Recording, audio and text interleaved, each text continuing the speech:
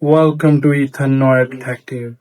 Like, subscribe, and stay with the mystery. And tell me which part of the world are you watching from? I am your host, Nero Wolfe, and tonight we shall uncover a story of secrets, crime, and hidden motives. Chapter 1, Nero Wolfe and the candle that refused to melt.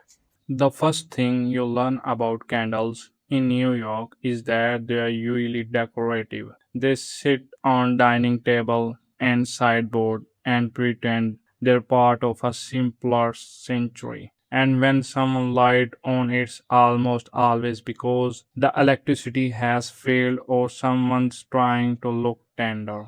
The second thing you learn is that when a candle burns all night and doesn't get any shorter, you don't call an electrician, you call Nero Wolfe. It was a Tuesday that had the decency to be cold, which I don't mind. Cold weather keeps the city honest. It makes people walk faster and lie less. Inside the brainstorm on West 3015, there was warm and civilized, and if the city had a conscience, it would have rented a room from Wolf year ago.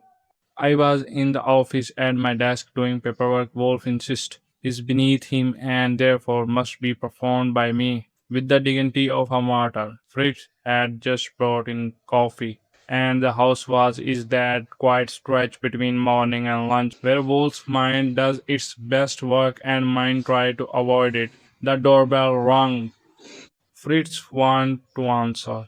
I heard the murmur of voice, and then the slow retreat that meant our visitor was being escorted with care, either because Fritz approved of them or because Fritz was determined to keep them from touching the furniture. The woman who came in behind him was a window in the clean, precious scenes of the world. She wore black, but not the theatrical kind. It was practical black, suited to a life that had made room for grief and refused to let grief back the curtain. She was in her fifties, small bound, with a face that had once been pretty, and now was sharp with drawl. Her eyes were dry. He carried a cardboard box tied with string. Wolf looked up from his chair, not pleased. He is never pleased to be interrupted before lunch unless the interruption involves orchid food or a problem that promises to be insulting in an interesting way. He said, Madam, I stood to do the social part. Archie Goodwin, this is normal. Have a seat. She sit carefully, as if the chair might accuse her to trespass. The box remained in her lap. She held it like a baby and like a bomb. My name is Mrs. Eleanor Vale, he said. He stopped and drew a breath that sounded measured. My husband died 8 days ago. Wolf's eyes narrowed faintly. I offer condolence. Mrs. Wally inclined her head. Thank you. He was 72.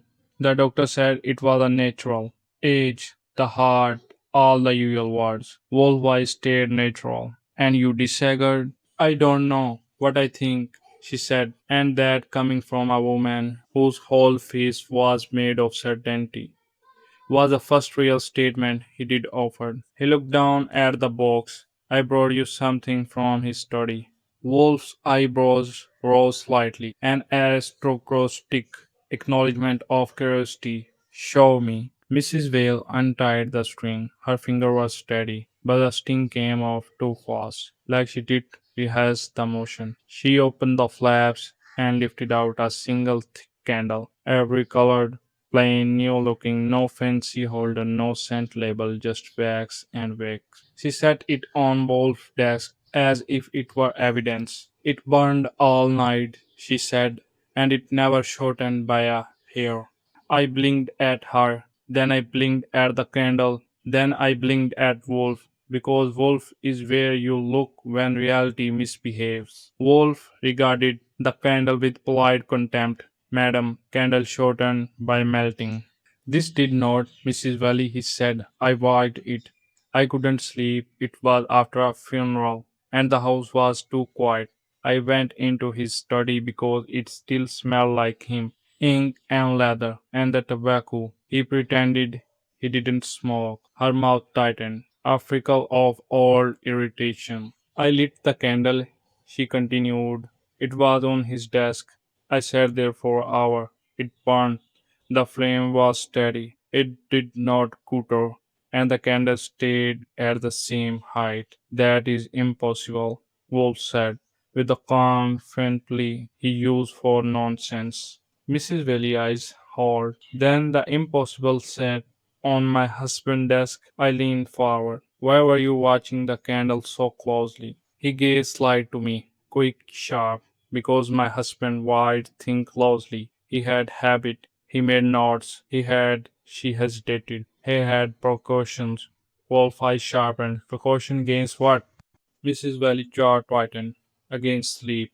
I stared against sleep. She nodded once. He was afraid of it. Wolf did not move, but something in his face changed, subtle, private. Wolf is not a man who fears sleep. He respects it the way he respects dinner, as a schedule to be avoided. Fear of sleep in Wolf's mind is either pathology or a clue. Wolf said, explain. Mr. Valley clapped her hand on her lap. 2 months ago, my husband began to doze in the afternoon. He would sit in his chair and drift off in the middle of a conversation. He complained of fatigue. He said his head felt thick. He would walk up angry, as if sleep had insulted him. He nodded slowly. Sound like age. He did not think so, he said. He believed someone was insisting him. Wolf's voice was quiet. Insisting him to sleep? Yes. I looked at the candle again. It sat there like a very ordinary object that had just been accused of sorcery. Wolf said, and this candle, was it new? I don't know, he said. It looked new. He kept it in the study. He never used candle. He hated smoke. Wolf's lips compressed. Yet you lit it? Yes. And it burned without shuddering. Wolf repeated. It did? Wolf stared at it for a long moment, then without rising, because he does not rise unless the house is on fire or the orchid have staged a rebellion. He said, Mr. Goodwin, take the candle, examine it. I stood, took it, and felt it was weight. It was heavy for its size, but not absurdly. The wax was smooth. The wick looked ordinary. Any marks? Wolf asked. Not yet, I said, but give me a 30 seconds. I carried it to the side table, where we keep wood and ends, and used my pocket knife to scrape lightly at the base. Wax flicked normal. I sniffed it. No perfume, no obvious chemical smell. I held it near my ear and tapped it with a fingernail. The sound was dull, solid, like a candle should be. Then I did the thing you do when something ordinary insists it's special. I looked for the seam, and there it was, faintly around the candle, about an inch above the base. A slight line, as if two pores of wax had melted. A manufacturing line, maybe, or a joint. I looked at Wolf. There is a line. Could be nothing. Could be a collar. Wolf eyes narrowed. Bring it. I placed it on the desk. Wolf leaned forward just enough to bring his eyes within a foot of it. He did not touch it. Wolf touches very little with his hand. He preferred to touch with thought. He said, the flame burned steadily, you say. Mrs. Valley nodded. Yes, almost too steady. Old gaze sniffed to the wick. Mr. Goodwin, the wick? I found it, pulled out the pocket knife, and pinched the wick gently with the blade. It felt slightly stiff, not brittle, stiff like it had been treated. I said it soaked in something. Mrs. Valley's eyes widened. So it's a trick. Probably, I said. And now we figure out why your husband owned a trick candle. Wolf's voice was soft, dangerous, not overused. I looked at the candle again. If it burned all light and didn't shorten, one possibility was obvious. It was not consuming its body. It was consuming something else. A hidden fuel, or perhaps, or a slave of a wax that fed the flame without changing the visible height. I lifted it and examined the base closely. There was a teeny pinhole near the edge, distinguished by a wax polish. I peered gently. The pinhole widened. Hello, I murmured. Paul said, what is it? A plug, I said. Someone filled or drained something through this. Mrs. Valley voice tightened. What should be inside a candle? Wolf answered before I could. Whatever is required to deceive.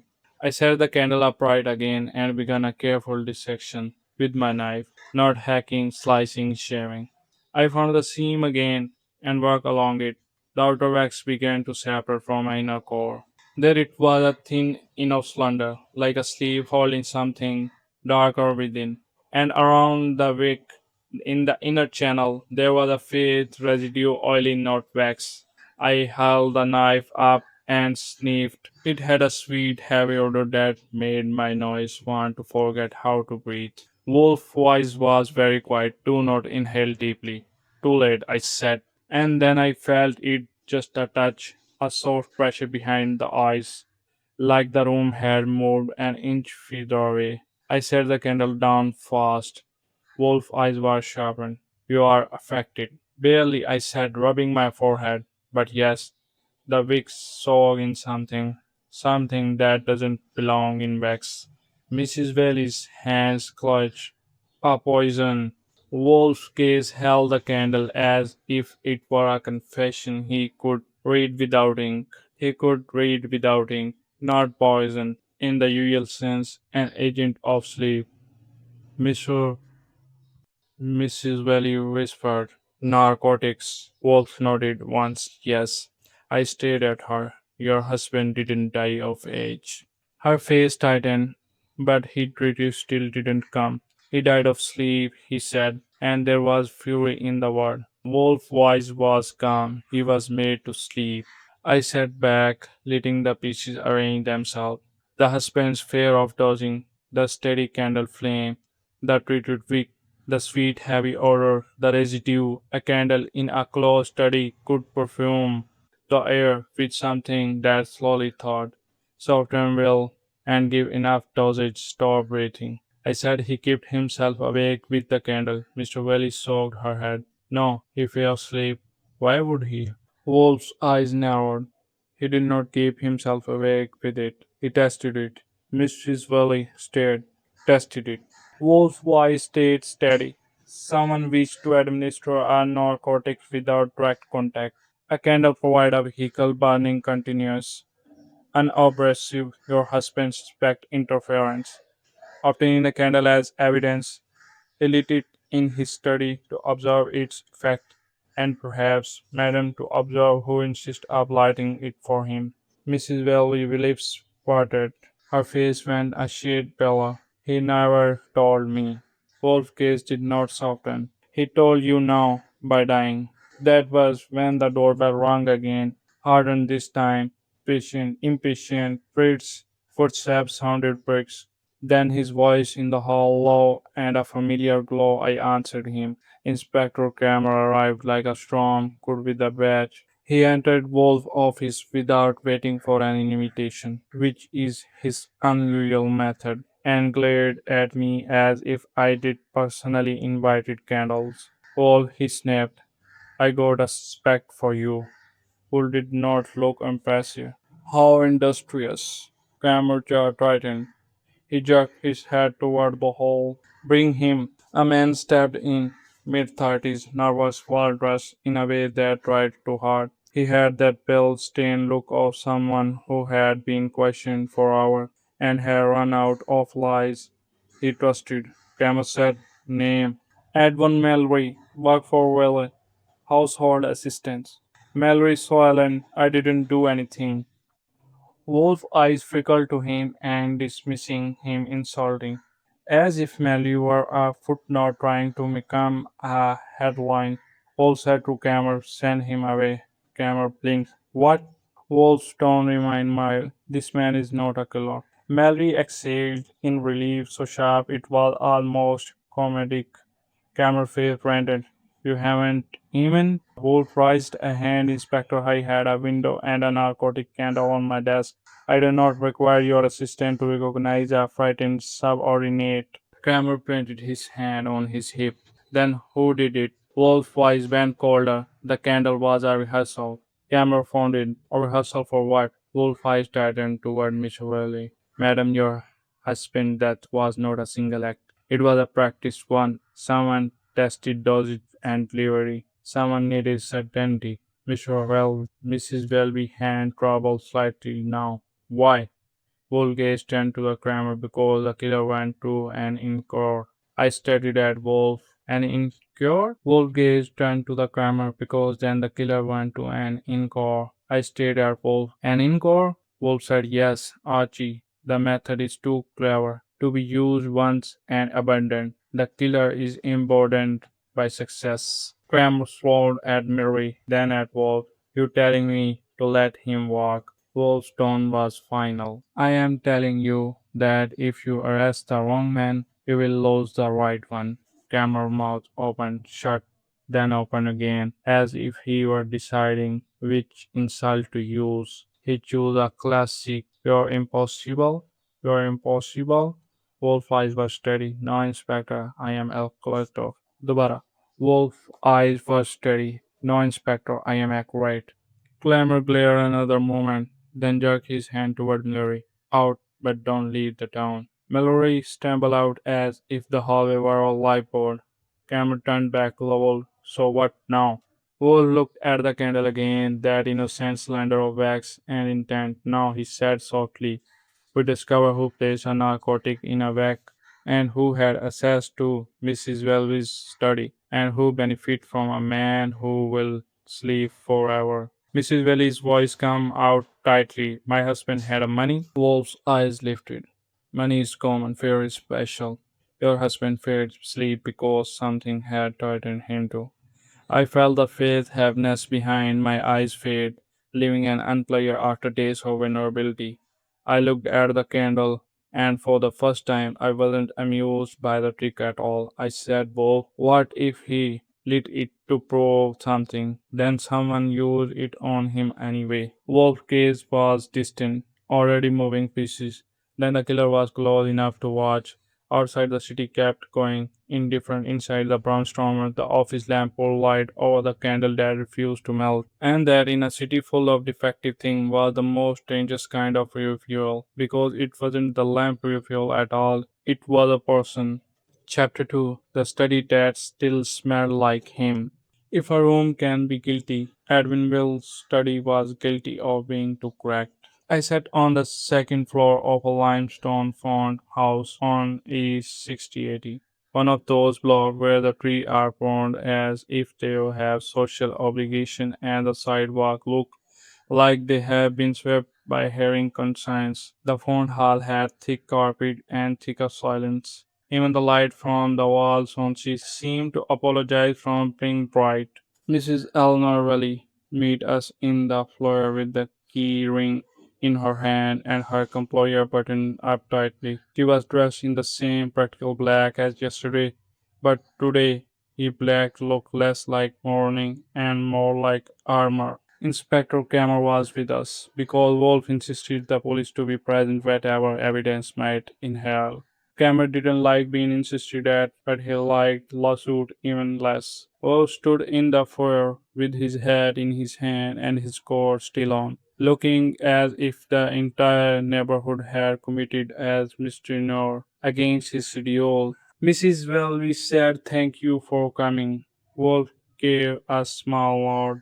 You understand that I am here reluctant. I understand, he said, and led us up the stairs. The study door was at the end of short corridor that smelled faintly of beeswax and money. Mrs. Welby unlocked it and stepped aside. Here, he said, and her voice changed slightly, not from sentiment, but from reverence. People get revenge around Rome that one belonged to power. The study was just as she did describe leather chair, dark wood shave a book that looked read not to love, and a desk that sat in the center like a throne. The window shade were half down, the light came in muted careful. It did still smell like him.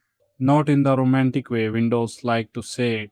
It smelled like ink and leather and the faint steel bite of tobacco. Yes, but under that was something else, a powdery sweetness hanging in the air like a lullaby gone wrong. It was the same sweetness I did catch on my knife blade yesterday when I sliced at the wick. Only here it was a diluted, spread out faith enough that you did call it perfume. If you wanted to lie to yourself, I glanced at Wolf. He had stopped just inside the threshold. He did not go further. Wolf does not do other men houses with enthusiasm, but he does do atmosphere, and his nostril flared slightly, an almost invisible admission that the room was speaking.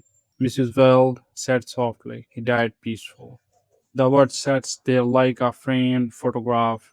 Camera grunted, "People look peaceful when they are asleep." Mrs. Wales' eyes flashed at him. He looked contact. "That's what I mean." Wolf gazed more not to her face, but past her, over the desk, the chairs, the carpet, the corners, rooms. He said quietly, "Do not often agree with objective. I stepped in further because that's my job. To be the feed Wolf refuses to be." I walked toward the desk and looked down at it, careful not to touch. There was an instinct, a pen, a neat stake of stationery, a bottle that looked too new to have suffered real work. The drawer on the right hand, a small lock. The one on the left too. The kind of lock that adhesive secret rather than protect them. On the desk near the bottle sat a brass candlestick.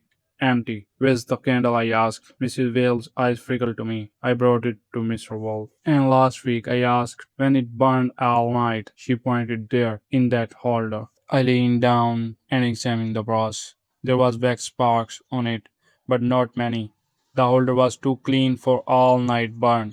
My eyes shifted to the desk surface. No puddles, no handle rings, no wax sparks. If you leave a candle burning on a desk all night, the desk will remember. What is a gossip? I moved around the desk and looked at the floor beneath it. That's when I saw the drips. They were on the hardwood near the desk like three pills smear of wax hardened into thin threaded drop. They looked old enough to have colder probably, but fresh enough that they had not gathered dust. I crunched and examined them closely. They were not the right kind of drop for a candle sitting upright on a stable holder.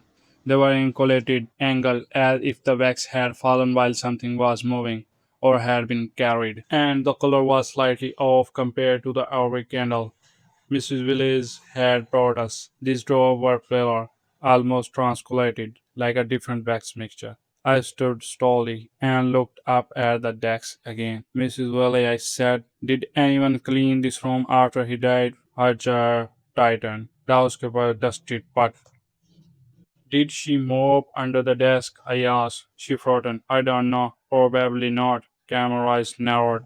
"Why?" I pointed down West Grove, "but the candlestick is clean and the desk is clean. They're not consistent with the candle burning all night in one place." Mrs. Wheeler's mouth tightened. "Maybe it drove while I carried it." I shook my head. "You carried it in a box, and a wax drop doesn't stretch like unless gravity get helps." Wolf's voice came from a doorway. Calm and distinct, Archie. I turned. Wolf was still at the threshold, hat in hand, coat on. He looked like he had been invited to a funeral and decided to attend a strict. He said, "Do not touch the desk." "I was not," I said. Wolf's eyes remained on the air in the room. "Good." He lifted one hand slowly, carefully, and held it over the desk surface. Not touching wood, not touching brass, only hovering inch above, as if dust might be floated there like dust. He closed his eyes for a second and drew a swollen breath, controlled, reluctant. Then he opened his eyes and said, "The odor is present." Kramer snorted. "You don't say." Wolf ignored him. "Not merely present, it is concentrated here." His hovering hand sniffed it slightly, moving above the blood-roll area, above the candlestick, then over the right-hand drawer. Kramer watched his scrolling. "What are you doing? Smelling ghosts?" Wolf's eyes were cold. "I am avoiding fingerprints." He looked at Mrs. Welby. "When did you first smell this sweetness?" Miss Welby's blinked. "I? What sweetness?" "That is an answer," Wolf said, "not a fact." Her face tightened. "I don't notice that. The room always has polished leather." Wolf's hand moved again in the air. "This is not polish." I walked over the window and looked at the half-dropped shade. The seal was clean, the glass was clean. No shoot mark, no candle smoke, no residue. If a candle had burned all night in here, you don't expect at least a faint whisper of it on the shade or the nearby wood. Nothing. That told me that the candle had not burned where she said it did, or not in the way she thought. I turned back. Mrs. Welby, where was your husband when he died? Swollen in his chair. She pointed to the leather armchair near the desk. Big, dark, the kind of chair you sink into and never quite climb out of with dignity. I walked over and looked at the chair arm. There was a faint scuff, as if finger had gripped the leather. On the small table beside it sat a glass coaster and a book turned face down. The room was staged like a memory. Wall voice was soft. The candle was staged here. Performed, not used. Mrs. Welby stared at him. It doesn't that mean? Wall lowered his hand and looked to her with the kind of grave precision he used when he spoke to someone who wanted a small answer and deserved it but wouldn't like it. It means Wolf said that someone wished you to believe a candle burning here all night.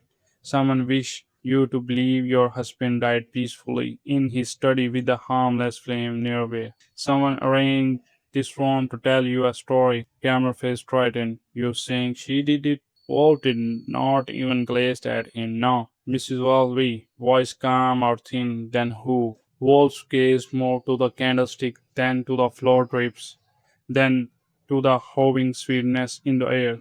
Someone who had assessed, he said, someone who knew your husband's habit and your expectation. Someone who needed you to watch the candle instead of watching him. I felt the room quite change. The hush wasn't precise now, it was listening. I said those drops someone carried up burning a candle across the floor. Mrs. Welby, eyes whips. Mrs. Welby's eyes widened, and for the first time her composure cracked. Why would anyone carry a burning candle in my house? Wolf's voice was even, because they needed a narcotics vapor in a specific place for a specific duration. Cameron's jaw working. Then where was it really burned? Wolf's eyes narrowed. That, Inspector, is why we are here. He lifted his hand again, not touching wood. Only air, he said, almost to himself. If the candle was a rehearsal, then the stage must have an audience, and the audience in this case is not the widow. I looked around the study again, at the log drawer, the two clean paper, and that clean candlestick, the wrong wax drop, and that powdery sweetness hanging in the air like a lullaby gone wrong. The room disagreed peaceful, and when a room disagreed, someone had been lying with furniture. I straightened and met Wolf's eyes. You went to house staff. I straightened and met Wolf's eyes. You want the house staff, I said. Wolf nodded once. And the last person who entered this study before the widow lit her candle. Cameron glowed, but he moved because even Cameron knew that when Wolf pointed at air, the air usually pointed back to a murderer. Chapter 3, The Trick and the Poison Behind It. Back at the brownstone, the air felt honest again. I don't mean clean. New York never qualifies for that, but honest in the way Wolf's office is honest. Everything has a place, and if it doesn't, Wolf notice and take offense. After Edwin Will's study, with its purchase hush and its sweet wrongness hanging in the air, walking into our office felt like stepping into a room that wouldn't lie unless you paid it and threatened it. The candle rode with me in a paper bag, like a small blood thread. I set it on Wolf's desk as if it might have started reciting hymns. Wolf was in his chair. Of course, his coat was off, his hat was gone, and his face had regained the face scroll of a man back among his old furniture. Report, he said. I gave it to him. The study order, the clean candlestick, the wax drop that doesn't match, the way the room felt arranged rather than lived in. Wolf listened with the stillness he gets when he letting facts sort themselves without his help. When I finished, he said, the candle. Yeah, I said, let peel it. Wolf Brown rose of friction without Wool bronze rose of friction without contaminating it. I will use my charm, I said. It is very sterile. Wolf ignored that the way a cradle ignores a sparrow. I took the candle and carried it to the side table. I laid down a sheet of brown paper because Fritz would have had my head if I dropped narcotic wax on Wolf's furniture, and because evidence looked more official on something you can throw away. Then I took out my pocket knife and began to work as if I were opening a confession. A normal candle is a lamp of wax with a wick stuck in it. This one had ambition. I found the fifth seam again, the line I did notice yesterday, and followed it with the knife tip, slow and careful. The other wax flagged away in neat cover. That kind you can get from something that had been poured clean and cold properly. Underneath through the texture changed. The inner wax, if it was wax, felt harder, denser. It resisted the blade just enough to tell me it was built to hold its shape, a thin slab wrapped around whatever the candle was really doing, designed to look like a normal candle body while refusing to behave like one. A caller, I murmured. Wolf's voice from the desk was calm, asleep. Same insult, I said. I kept shaving until the outer layer separated. It came away like a shell, and underneath it sat a tighter, harder cylinder, duller in color, more compact, like someone had blended it back with something else to give it discipline. That was a trick part. You could burn it for hours, and the visible height wouldn't change much because the outer sleeve held its shape. The wax could soften and drain internally without collapsing the body. The candle would appear not to shorten, a bad alibi made of wax. I pointed the knife in a slave, harder composition, both eyes narrowed. It was built to keep its silhouette. Exactly, I said. Like a man in a good suit, I turned my attention to the wick. Up close, it looked ordinary, beaded cotton, centered, trimmed, but when I pinched it with the knife, it didn't behave like a dry wick. It had a weight, it had oil. I bent reluctantly, as if I had been taught to misbehave. I brought the knife closer, carried that sweetness again, faint but unmistakable, the same powder I noticed from the study. I set the knife down and rubbed my thumb and forefinger together. Silk, wick strong, I said oily. Heavy, doesn't want to burn clean. Wolf's voice was steady, because the flame is not the purpose. I looked up. The purpose is the smoke, the vapor. Wolf cracked it. There is the delivery system. He rose, yes, he actually rose halfway out of his chair, which is as close to exercise as the purpose, and turned his head toward the hall. Fritz appeared because Fritz always appeared when called, like a benevolent ghost with exact timing. Yes, Mr. Wolf, bring a kettle, Wolf said, boiling, and a shallow pan. Fritz's eyebrows lifted a fraction for tea. No, Wolf said, for proof. Fritz did not ask for further explanation he wanted. I looked at Wolf. You are going to cook the evidence? I am going to demonstrate, Wolf said, that the candle behave is mechanical, not mystical. I like that, I said. Mystical give me hives. Fritz turned with the kettle steaming and a swollen metal pan. He set them carefully on the side table, as if he were serving a dangerous guest. Wolf said, pour. Fritz poured hot water into a pan. Steam rose. The office smelled briefly like clean heat. Then the candle sweetness drifted up again, and my stomach tightened at again. Wolf did not touch the candle. He nodded at me. I took a pair of tongues from a drawer. Wolves use for nothing more criminal than moving paperweight. Then they annoy him and held the candle above the steaming pan. Easy, Wolf said. We do not wish to despair it unnecessarily. Sure, I said. Let not narcotic the household Fritz has scheduled. Fritz's face remained spherically blank, but his eyes told me he agreed with the schedule. I lowered the candle into the warm air above the pan, not into the water yet. Almost immediately, the outer wax opened slightly, just enough for the seam to hold more clearly. Wolf leaned forward now. I dipped the base of the candle into the hot water for a second and pulled it out. The outer wax softened and began to yield, but the inner sleeve, the harder wax core, still stumbled. I did not slump. It held shape like a man holding his breath. See, I said, harder composition. Hold the body, let the inside drain. Volcanic method.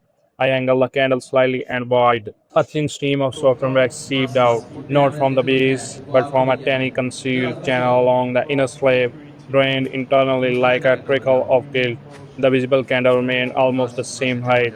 I looked at the wolf, so it could burn and burn.